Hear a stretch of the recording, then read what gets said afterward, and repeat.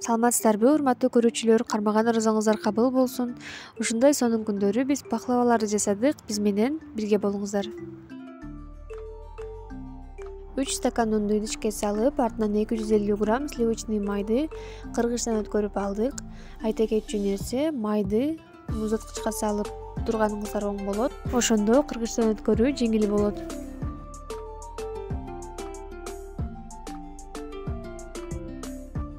Сливочный майды кыргычтан өткөрүп бүткөн соң, колубуз менен жакшылап аралаштырабыз. Май менен он экөөбү бир абалда болуусу керек. Бир чоң пиалада айран, 2 жумуртканын сарысын кошуп, жакшылап колубуз менен аралаштыра алабыз.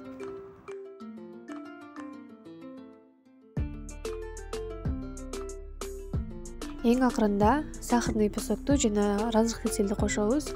Сахарный песоктун ордуна ванилин кошсоңуздар дагы болот, же кошпой койсоңуздар дагы болот, бирок кошсоңуздар аябай сонун баклавалар чыгат. Ал эми разрыхлителди сөзсүз кошуу керек. Колго жабыша берсе, бир аз ундан сээп коюңуздар. Көп сөөөнүн кереги жок, бир аз эле. Баклаванын камырын негизи жумшак кылып жууруйбуз, каттуу болбойт.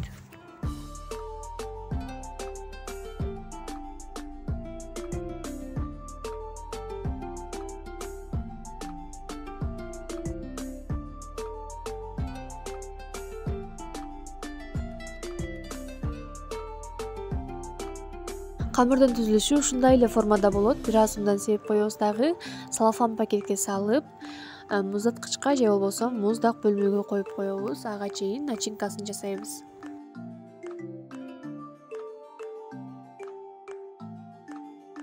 Бир пияладай жаңгакты блендерден өткөрүп алуу керек.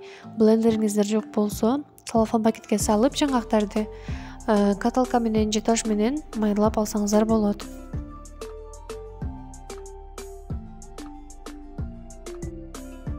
Идишке майдалап алган жаңгактарды, 1 стакан кумшекерди жана 2 жумуртканын агын салабыз.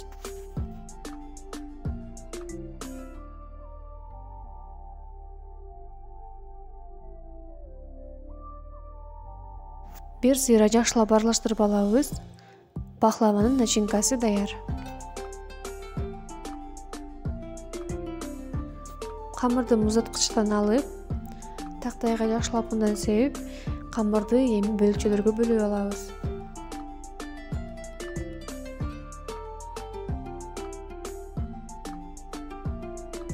Биздин духовкабыздын формасы чоң болгонуна байланыштуу биз камырды 4 бөлүккө бөлүп алдык. Кааласаңыздар, формаңыздар кичинекей болсо 5-6 бөлүккө бөлсөңүздөр дагы болот.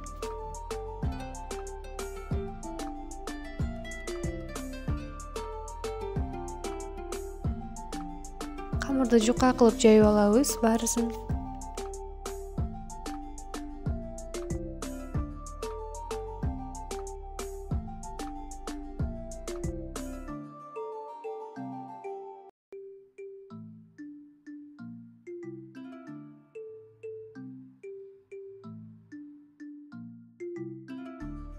Камырларды жайып алган соң, листтин ичине жакшылап бирдей кылып салып алуу керек.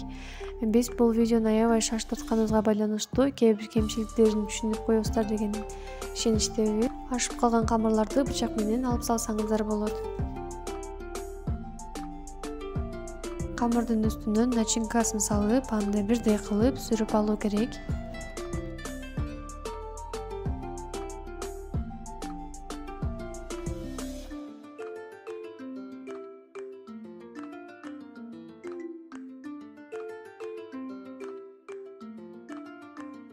Экинчи камырды жайып бүткөн соң, аны дагы листтин ичине салуу керек. Камырды салган соң, колуңуздар менен видеодо көргөнүңүздөрдөй кылып басууңуздар керек болот. Мынтип баспасаңыздар, камырлар ажырап кетет.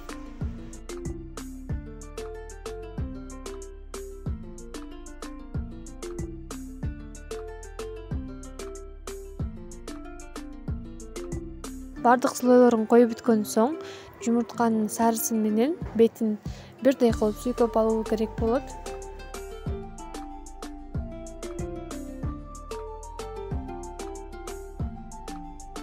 Эми пахлавалардын формасын чыгарабыз. Ал үчүн бычак менен бир аз эле басуу керек, катуу басуунун кереги жок.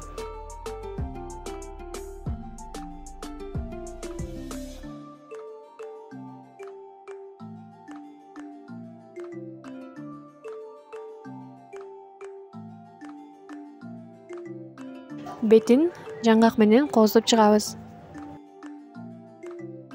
180 градуста 20-25 минутада бышырып алуу керек. Пахлавалар бышкычакты биз бетине коюучу соусун даярдайбыз. Ал үчүн 1 пиалада кум шекерге жарым пияладай муздак сууну куюп аралаштырабыз. Каалоочулар лимондун ширесин да кошсоңуздар болот. Орто температурада кайнатуу керек. Кайнаган сайын кашык менен аралаштырып турабыз. 10 мүнөттөй кайнатуу керек. Ушундай суюк абалга келгичекти. Кайнатып даяр кылган сууну эми пахлаванын үстүнө куябыз. Сууну куюп бүткөн соң бычак менен формасын чыгарып кесип алдык. Урматтуу көрүүчүлөр, ушул рецепт менен жасап көрүңүздөр. Сөзсүз түрдө сунуштайбыз, аябай сонун болот.